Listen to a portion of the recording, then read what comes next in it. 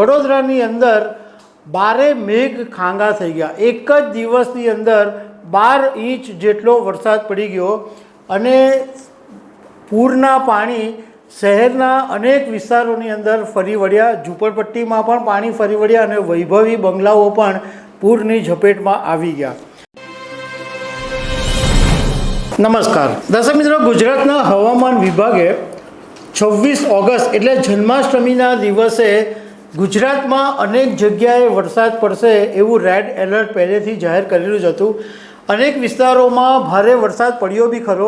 વડોદરાની અંદર 12 મેઘ ખાંગા થઈ ગયા। એક જ દિવસની અંદર 12 ઇંચ જેટલો વરસાદ પડી ગયો અને પૂરના પાણી શહેરના અનેક વિસ્તારોની અંદર ફરી વળ્યા। ઝૂંપડપટ્ટીમાં પણ પાણી ફરી વળ્યા અને વૈભવી બંગલાઓ પણ પૂરની ઝપેટમાં આવી ગયા। તો આના વિશે હું તમારી સાથે વાત કરીશ। મારું નામ રાજેશ શાહ છે અને તમે જોઈ રહ્યા છો ખબર છે.com। દર્શક મિત્રો, વડોદરામાં સોમવારે જન્માષ્ટમીના દિવસે એટલો મુસળધાર વરસાદ પડ્યો કે એક જ દિવસની અંદર 12 ઇંચ વરસાદ પડી ગયો। એને કારણે અનેક વિસ્તારો પાણીની અંદર ગરકાવ થઈ ગયા અને વિશ્વામિત્ર નદી છે જેની ભયજનક સપાટી 28 ફૂટની છે, પણ 34 ફૂટ કરતાં વધારે પાણી વિશ્વામિત્ર નદીમાં આવી ગયું અને એ વિશ્વામિત્ર નદીનું પાણી જે છે એ શહેરોના અનેક જગ્યાએ ફરી વળ્યું।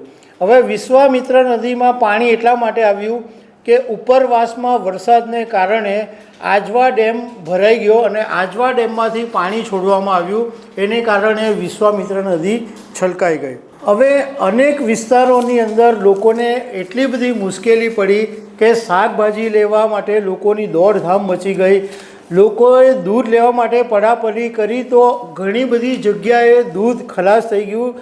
લોકો નિરાશ થઈને પાછા ફર્યા અને શાકભાજીમાં પણ ભાવો ઊંચા થઈ ગયા હતા। ઘણી જગ્યાએ એટલી બધી લોકોની દોડભાગ થઈ ગઈ, એટલી બધી ભીડ થઈ ગઈ કે શાકભાજી પણ ખલાસ થઈ જવાની નોબત ઊભી થઈ ગઈ।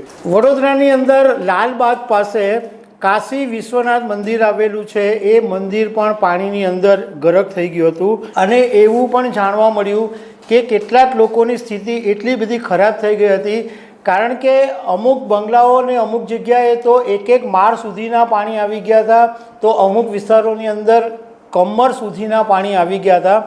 તો વડોદરામાં કારેલી બાગ કરીને વિસ્તાર છે, ત્યાં કેટલાક લોકોએ છાપરા ઉપર રાત વિતાવી કારણ કે પાણીની જે સ્થિતિ હતી એ વધતી જતી હતી અને લોકોને ડર હતો, એટલે ખાધા પીધા વગર લોકોએ આખી રાત છાપરા ઉપર વિતાવી। અત્યારે અમે વડોદરાની શું સ્થિતિ છે એના વિશે જાણકારી મેળવી તો એટલી ખબર પડી કે અત્યારે વડોદરાની અંદર જ્યારે હું તમારી સાથે વાત કરી રહ્યો છું ત્યારે વરસાદ બંધ થઈ ગયો છે, ઝરમર ઝરમર વરસાદ આવે છે, પણ જે વિસ્તારોની અંદર પાણી ભરાયા છે એ પાણી હજુ પણ યથાવત છે અને ઘણી બધી જગ્યાએ એવી સ્થિતિ છે કે લોકોના 2 વ્હીલર કે 4 વ્હીલર પાણીની અંદર બંધ થઈને પડ્યા છે અને સાઈડ ઉપર વાહનોની લાઈન લાગી ગઈ છે। ખોડિયારનગર કરીને વિસ્તાર છે વડોદરામાં, ત્યાં દુકાનોની અંદર 4 ફૂટ જેટલા પાણી ફરી વળ્યા છે અને વડોદરાનો એક દંતેશ્વર કરીને વિસ્તાર છે, ત્યાં પણ કમર જેટલા પાણી આ વિસ્તારની અંદર ફરી વળ્યા છે। મતલબમાં વડોદરાની અંદર પૂરને કારણે લોકોની એવી અવદશા થઈ ગઈ છે કે લોકોને શાકભાજી લેવાના ફાંફા થઈ ગયા છે, દૂધ મળતું નથી, બાળકો માટે દૂધ મેળવવા માટે લોકો ફાંફા મારી રહ્યા છે, પણ હજુ બી પાણી ઓસર્યા નથી। તો દર્શક મિત્રો, આવી અનેક વાતો સાથે અમે તમને મળતા રહીશું। Thank you very much.